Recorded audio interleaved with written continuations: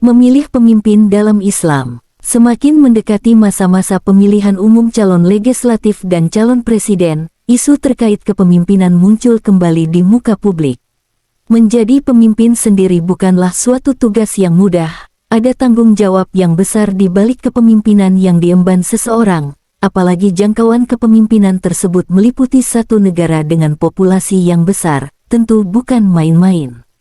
Terkait kepemimpinan, Islam petik terbalik sendiri sangat peduli terhadap etika dan moral yang harus dimiliki seorang pemimpin. Tentunya, pemimpin ideal dalam sejarah Islam adalah Nabi Muhammad SAW, dan untuk menakar kepemimpinan yang ideal, 3 dari 4 sifat wajib bagi para nabi dan rasul berupa sidik, jujur, amanah, dipercaya. Fatonah cerdas, dapat menjadi landasan kriteria pemimpin yang baik.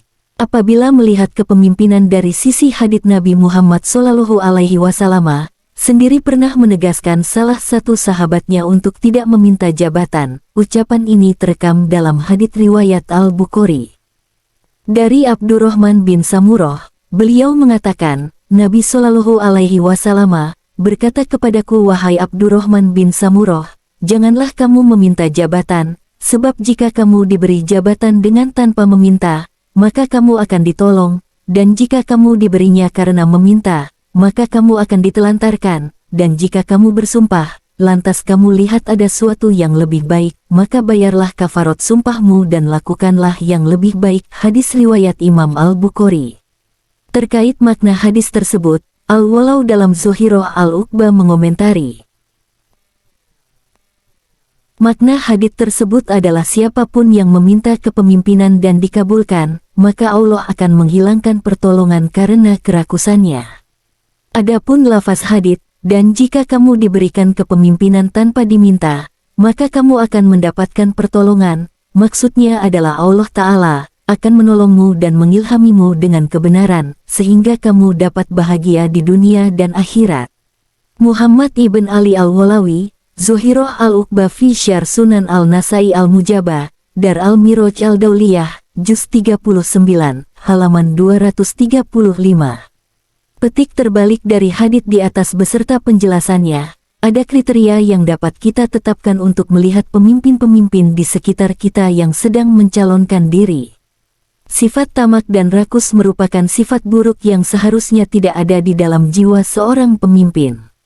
Kerakusan dan ketamakan akan melahirkan kecurangan ketika menjalankan kepemimpinan, sedangkan pemimpin yang curang disinggung oleh Nabi Muhammad SAW, tidak Allah masukkan ke dalam surga.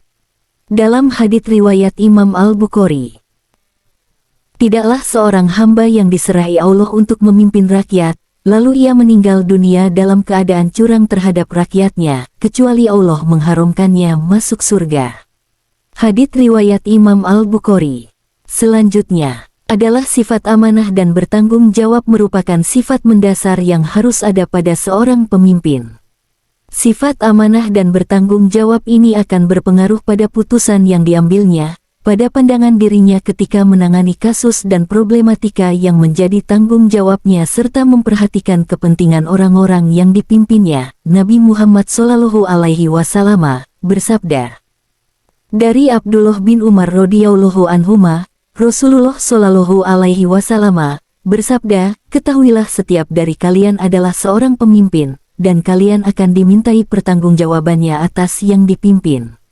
Penguasa yang memimpin orang banyak akan dimintai pertanggungjawaban atas yang dipimpinnya. Setiap kepala keluarga adalah pemimpin anggota keluarganya dan dia dimintai pertanggungjawaban atas yang dipimpinnya. Dan istri pemimpin terhadap keluarga suaminya dan juga anak-anaknya, dan dia akan dimintai pertanggungjawabannya terhadap mereka. Budak juga seorang pemimpin terhadap harta tuannya dan akan dimintai pertanggungjawaban terhadapnya. Ketahuilah, setiap kalian adalah bertanggung jawab atas yang dipimpinnya.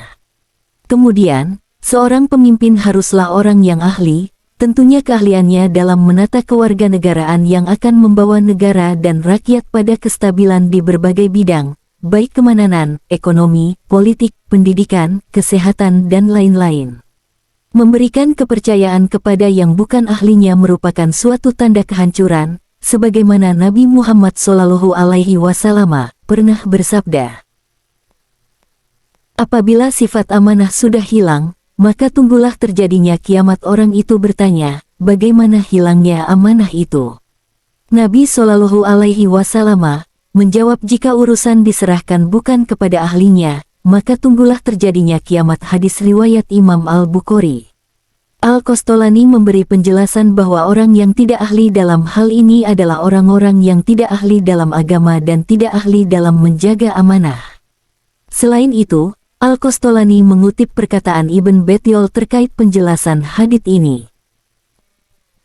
Para pemimpin telah diamanahi oleh Allah kepada hamba-hambanya, dan Allah telah mewajibkan para pemimpin untuk membimbing. Jika mereka mempercayakan urusan itu kepada orang lain selain ahli agama, maka mereka telah kehilangan amanah tersebut. Kemudian, hari kiamat tidak akan tiba sampai orang yang curang itu diberi amanah, dan ini hanya akan terjadi jika orang-orang bodoh mendominasi dan orang-orang yang benar lemah dalam memegang dan memperjuangkan kepemimpinan. Muhammad ibn Ahmad Al-Qastolani, Irsyad Al-Sarili Syarh Sahih Al-Bukhari, Mesir, Al-Matba'ah Al-Kubro Al-Amiriyah, 1323, Juz 1 halaman 155. Kemudian kriteria pemimpin selanjutnya yaitu yang dicintai dan mencintai rakyatnya. Petik terbalik. Sebab petik terbalik Nabi Muhammad Shallallahu Alaihi Wasallam pernah bersabda, sebaik-baik pemimpin kalian adalah orang-orang yang kalian cintai dan mencintai kalian. Kalian mendoakan mereka dan mereka pun mendoakan kalian. Dan seburuk-buruk pemimpin kalian adalah orang-orang yang kalian benci dan membenci kalian. Kalian melaknat mereka dan mereka pun melaknat kalian. Hadis riwayat Imam Muslim. Semoga bermanfaat.